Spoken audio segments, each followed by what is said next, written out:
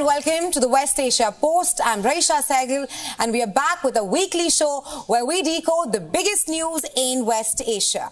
In an unprecedented move, the US has come out in support of a Gaza ceasefire resolution in the UN. While in battleground Gaza, a rising number of children now suffer from crippling malnutrition. We will be discussing this and a lot more, but first, the headlines. The Yemen-based Houthis have told China and Russia that their ships can sail through the Red Sea and Gulf of Aden without being attacked, according to reports. UN nuclear watchdog chief visits Syria to restart talks focused on fostering confidence in the peaceful use of atomic energy by Syria. America has now come out in support of a Gaza ceasefire resolution. Now, with the US and EU joining calls for truce, pressure is building on Israel to rethink its Gaza strategy, especially Rafah plans. What happens next now? Our next report tells you more. US Secretary of State Antony Blinken is visiting Israel. America, in an unprecedented move, is set to back a Gaza ceasefire resolution in the United Nations Security Council. The resolution text is calling for an immediate and sustained ceasefire to protect civilians and allow aid delivery to the enclave. Washington has traditionally shielded its longtime ally Israel at the UN. Earlier in the war, the US was averse to the word ceasefire. It vetoed measures that included calls for an immediate truce. But in recent weeks, the US has incrementally ramped up pressure on Israel. And the UN Security Council resolution marks a further toughening. This is Blinken's sixth round of shuttle diplomacy in the region since the war broke out, and the Israeli War Cabinet as part of the US diplomatic push for a ceasefire in Gaza. Washington also seeks to deter the IDF's ground offensive into Rafah. In between these developments, a new lease of life has been put into the Gaza truce talks. Negotiations have resumed in Qatar. The CIA, Mossad, and Qatari spy chiefs are working around a 6-week truce and the release of 40 hostages in return for jailed Palestinians.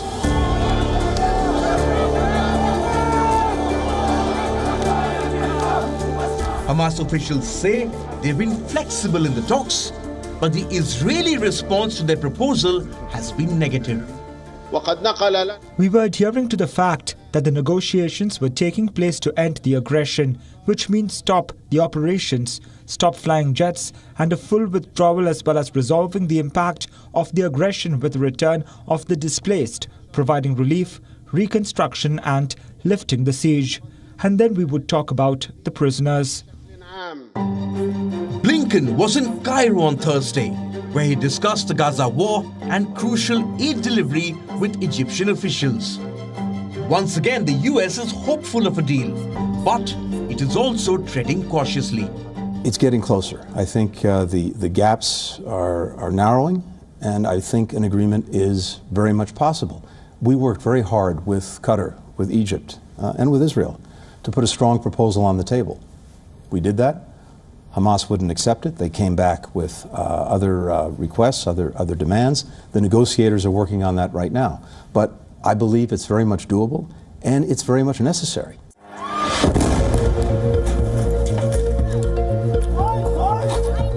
Alongside the talks, Israel is ramping up its attacks on Gaza. This week, the IDF raided Gaza's biggest hospital, the Al-Shifa.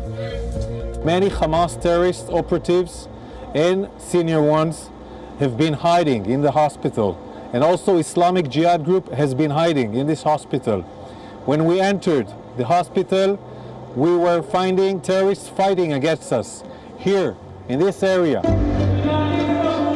The IDF claims to have killed over 140 terrorists in its Al-Shifa operation. The fighting is ongoing. Nearly 600 people have been arrested. 2 Israeli soldiers were also killed in the raid. Hamas condemned what it called Israel's bloody massacre at Al-Shifa. It said civilians, patients and displaced people were among the casualties. And for the people still alive and sheltering in the medical premises, it was time to run for their lives once again. They besieged us. We were there for 3 days, without water, without food, without drinks. We have triplets. We cannot find them water to drink. The milk.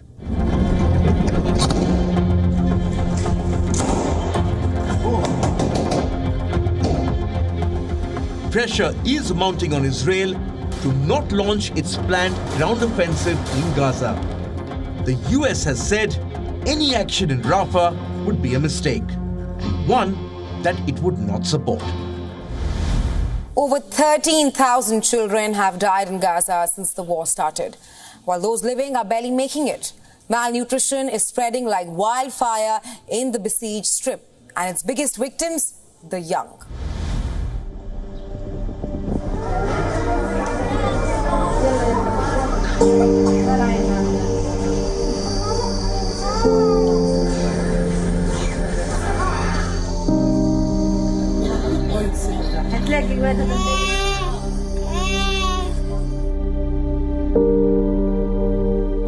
Sitting in a hospital ward, Shima Al-Zand stares at the pictures of her son. Before the war started, her 6-year-old son, Fadi, had been a regular, healthy child. The pictures show a smiling, healthy-looking child standing in blue denims next to his taller twin with his hair brushed. A short video clip shows him dancing at a wedding with a little girl. But today, this once gleaming child is bound to his bed. Eyes sunken and legs so weak that standing up has become a Herculean task.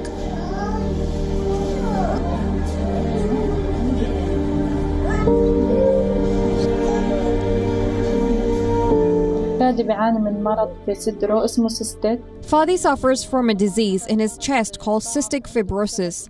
This disease has compounded due to things being cut off. The food that the child needs is not available. The milk that he needs is not available. So he has reached a point of dehydration due to malnutrition. Fadi is not alone. There are countless children in Gaza that unfortunately are suffering the same fate.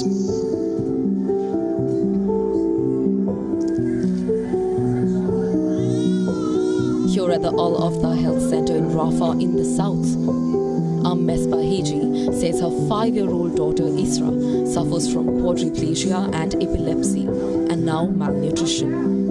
Her medication is no longer available and she has lost a lot of weight. Displaced like nearly all Gazans, the family now lives in a camp with no work or money. In the day, I die 1,000 times. I feel bad for her when I see her having spasms. There is no medication. She is hungry. I know she is hungry. The food that she eats is not available. The situation in Gaza is alarming, but it is also exponentially worse for children that already suffer from many ailments. At least 16 children in Gaza have died due to malnutrition, and these are recorded numbers. Aid workers on the ground say that raw statistics are most likely in multiples of what is being reported. This week, a UN-backed report warned that famine in Gaza is mere weeks away. The Integrated Food Security Phase classification expects famine to hit the north of the Gaza Strip between now and May. This as the number of people experiencing catastrophic hunger spikes to at least 1 million. Palestinians in Gaza are enduring horrifying levels of hunger and suffering. This is the highest number of people facing catastrophic hunger ever recorded by the Integrated Food Security Classification System anywhere, anytime. This is an entirely man-made disaster, and the report makes clear that it can be halted. The Global Hunger Monitor said shortages in parts of the Gaza Strip have already far exceeded famine levels, adding that mass death is now imminent without an immediate ceasefire and a surge of food into areas cut off by fighting. Thousands are protesting in Israel, calling on the government to end military service exceptions for the ultra-Orthodox. The people say all Israelis need to be treated the same. For decades now, the ultra-Orthodox group has been largely exempted on religious grounds, but the government is now seeking to change that.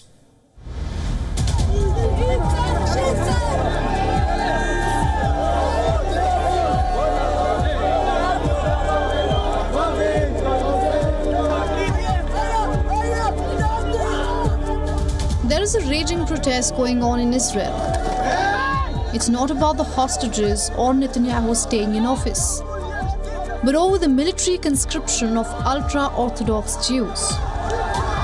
Ultra-Orthodox Israelis have long held a privileged position in that society.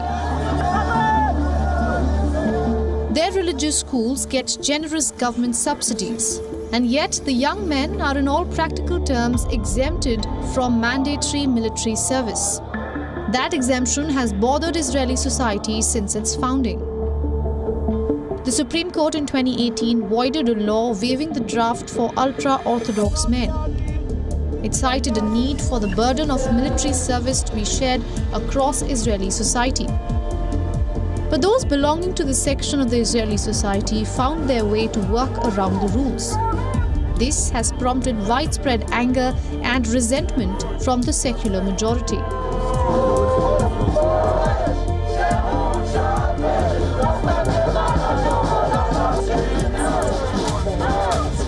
The Israeli government now faces an end of March court-imposed deadline. This to pass new legislation that either regulates or ends the draft exemptions. The government plans to extend service terms for enlisted troops. This as they face manpower strains brought on by the war in Gaza and fighting in the north. The war has now reignited the ire over the free pass granted to this specific part of Israeli society. To Defense Minister Gallant, we are saying from here that the equation is not making our military service longer in exchange for an outline of a recruitment plan for the ultra-Orthodox. We want the ultra-Orthodox in the army now. No delays, no politics, and no tricks. But ultra-Orthodox parties, which is a key coalition partner of Prime Minister Benjamin Netanyahu, hope to continue the system of exemptions. And also their support is what Bibi needs to stay in power. Yemen's 8-year-long conflict and recent escalations have increased the demand for firearms. In the last 5 years, arms markets have popped up across different parts of the country as dealers seek to capitalize on the rising demand. On sale is a sniper, rifle and a rocket. Welcome to Yemen's arms market. A flourishing business, as demand for firearms surge in the country. 8 years of war and recent tensions with Western countries are among the biggest reasons behind Yemen's firearm trend. Regarding people's interests, firstly, there is no Yemeni household without a weapon, as it is known among the Yemeni people that owning a weapon is respected tradition and custom. After the aggression of the Saudi-led coalition we faced, people were more eager to purchase weapons in anticipation of any hostile actions, so everyone is prepared. 10 years ago, Yemen entered a civil war. The now famous Houthi rebels took over capital Sana'a. Their proximity to Iranian leaders concerned regional leaders. In 2015, Saudi Arabia entered the war, heading a Western-backed coalition. The conflict has led to the fragmentation of power and the emergence of multiple armed factions, each with its agenda. This has created an environment where acquiring firearms has become easier through open weapons markets in cities. The war in Gaza and US-led strikes on Houthi targets have also prompted a surge in the purchase of weapons. Now we look at what is happening in Gaza, where most people have nothing but rocks to defend themselves or to flee. When we watch what they are going through, we prepare ourselves from now.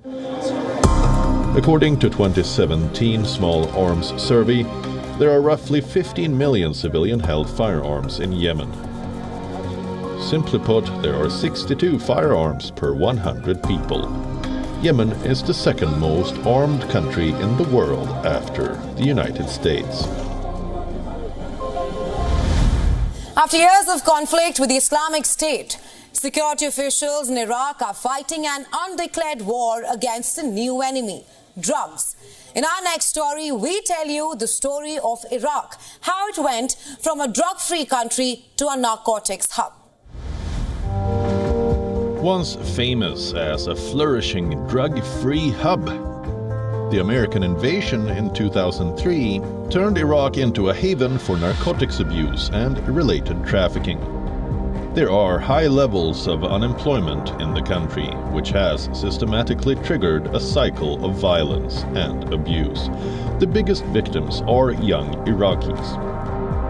Understanding the gravity of this problem, the Iraqi government has launched several anti-terrorism and anti-drug missions in recent history. Their target group is the youth, and their position of choice, synthetic drugs.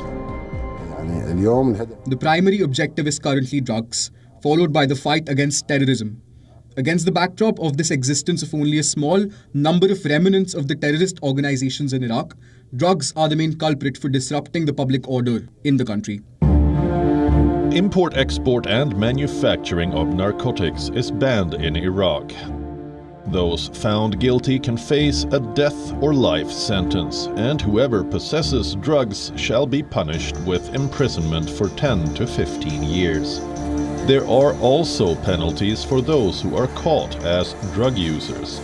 But even these harsh penalties have failed to curb the spread of drugs, let alone the trafficking activities. This is Maher Jihad. He fell victim to drugs after 3 of his brothers were killed by extremists. Jihad was only 20 then. After taking drugs, I almost lost consciousness. I felt very uncomfortable, had trouble breathing, and was unable to sleep. I felt like I couldn't survive anymore. Later on, I got the idea that I had to get rid of drugs. 12 years later, Jihad now works in a public welfare organization. He is actively engaged in drug rehabilitation and psychological therapy. He has helped nearly 50 young Iraqis quit drugs.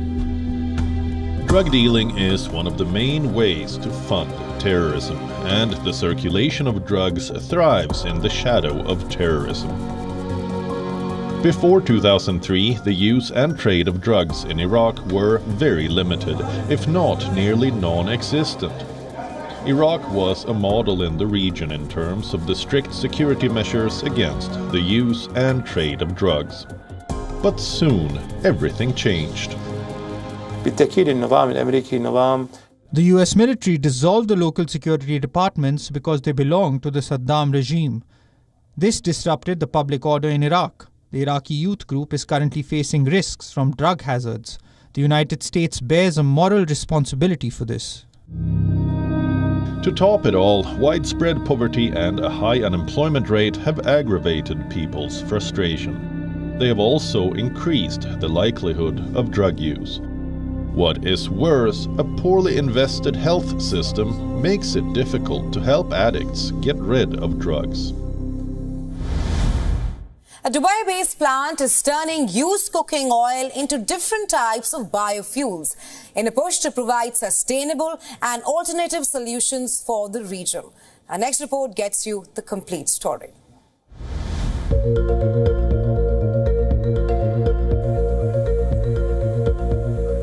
The UAE is aggressively making attempts to diversify its energy mix and economy.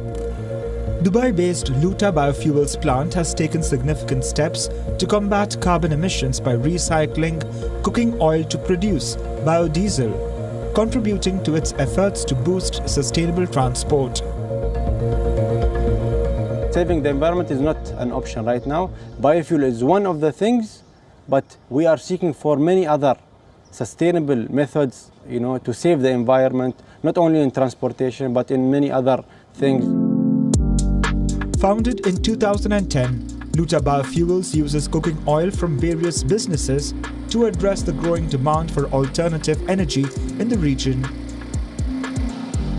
We are seeking for a sustainable transportation in the UAE for now, and we are seeking for a mandatory blend similar to what we are having in the whole world, in the European nations and the United States, that they put a mandatory blend of biofuels in their petrol station. So it goes for the public. Last year, the factory produced over 700 tons of biofuel through collecting 500,000 litres of used cooking oil every month.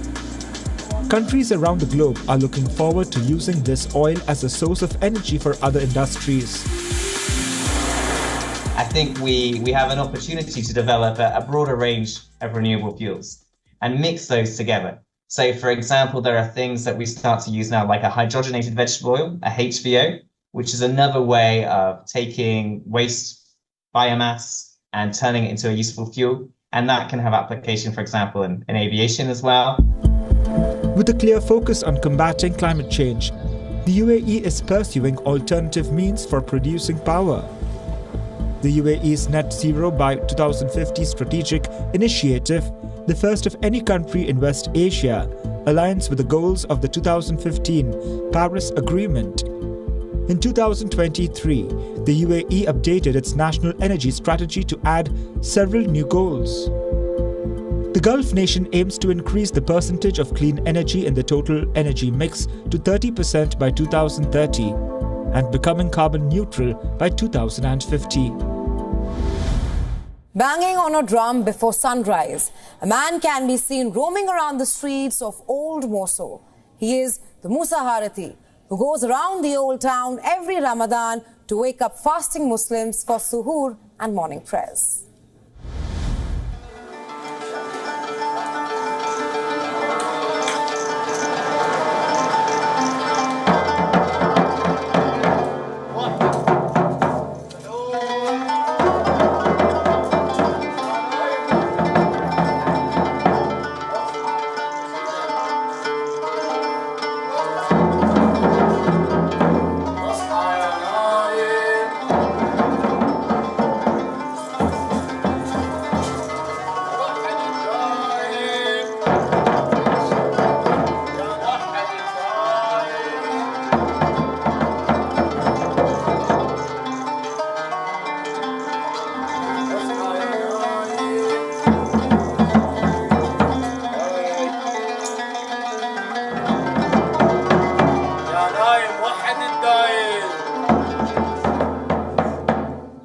Well, that's all that we have on this edition of the West Asia Post. We will see you next week with a brand new lineup.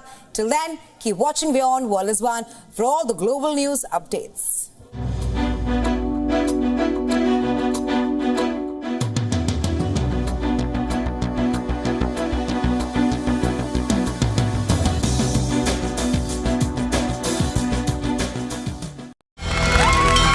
From the bustling trading floors of Wall Street to the vibrant exchanges of Asian stock markets, WION breaks it down for you to make sense of what's happening, as we reveal the key factors behind events, strategic battles, and the game-changing business decisions that shape the world.